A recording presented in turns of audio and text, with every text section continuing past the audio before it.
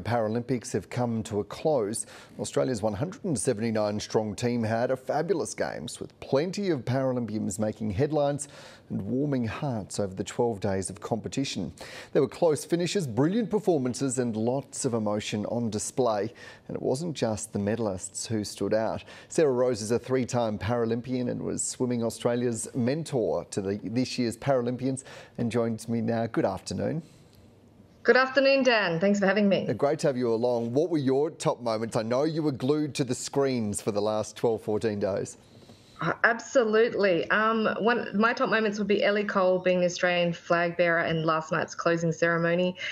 She's a four-time Paralympian, 17 medals, and our most decorated athlete. So I think that was incredible.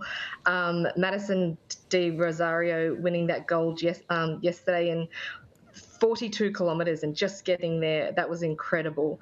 And of course, Dylan Alcott with that gold in the men's singles. And that's his last Paralympic Games, and he's made such an incredible way for disabled people in the community. And I think, he's had such an impact. So seeing him go out on a bang.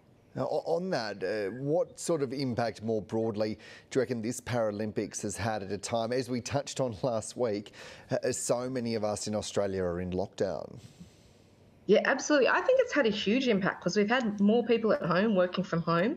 So I think we've probably had more people than ever watch these games, see what these incredible athletes are capable of, their athletic abilities, see them just be the best in the world, like on this world stage, win medals, the sportsmanship. And I think it's just there's been so many feel-good moments across these games. And I know I've been speaking to plenty of people that have just loved every minute of it and been glued to their TVs. Yeah, well, I feel like that's been all of us in the team here. We haven't been able to switch off.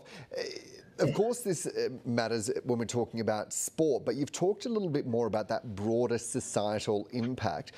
What do you think, or what do you hope that will have going forward? I really hope that we see more people with a disability across the media, and not necessarily just Paralympians or people that have achieved greatness, but just us to see more people with a disability across the media, in magazines, that we see more people with a disability employed, that our employment statistics are higher, that we see models modelling clothes with a disability, and that people with a disability feel that they are capable and that they are worthy in society and that they aren't told no. We saw a lot of stories across these games of a lot of athletes for their whole life have been told no, but they've got up there and do it. So I really hope these young people with a disability that are watching this say, yeah, I am capable, I can get a job, I can be in the media, I can be a Paralympian, or I can be a doctor, I can be a lawyer, I can be a teacher. So I really hope that perceptions have changed and that we can just see more people in the media and being successful in their life. There's that saying that we've certainly seen attached to greater representation of women across all those areas, of Indigenous people, multicultural Australians, that you can't be what you can't see. It sounds to me like that would apply to everything you're talking about, Sarah Rose. Absolutely, you're absolutely spot on, because we just don't see it. We really don't see people with disability being represented much, or we do it across, say, Paralympic Games time or Commonwealth Games time, Invictus Games time, but I'd love it to be the norm, that we see people represented every day, and just it's a normal thing to see that on our screens. Do you have a sense of why we're not seeing that?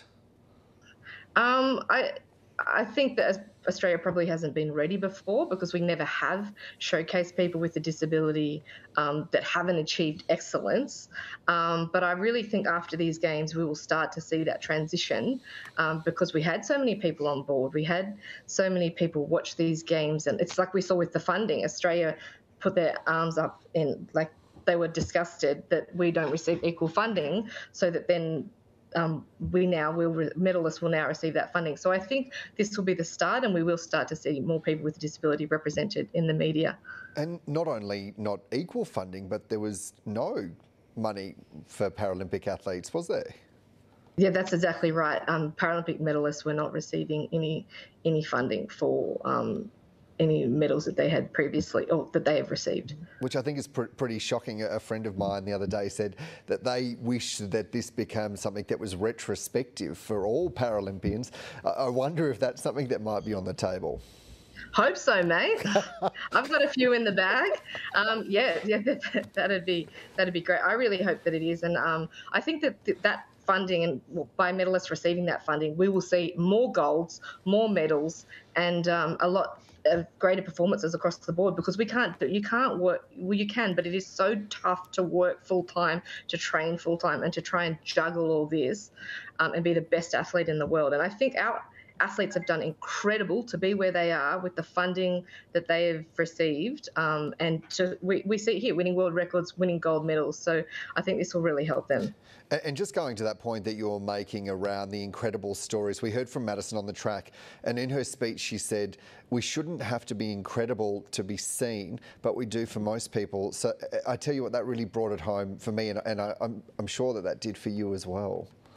Yeah, absolutely, absolutely. And I think that kind of touches on that point before, where unless people with a disability are achieving excellence, we're not seen. So I really want to see people with a disability seen, and like I said, whether it's in the media or doctors, lawyers, whatever it is, whether it's a social work, it doesn't matter what it is, but to be seen, to be presenting. And I don't think that they need to have this resume of incredible achievements for us to be seen. And look, you've made the point really strongly about the visibility part is really crucial. It strikes me that the reason that there was that big shift around Paralympian athletes, medal winners getting the money, was because people spoke out. So I wonder if you have a message to Australians who might be watching this today around our country. I would say for messages, thank you so much for your support. Absolutely.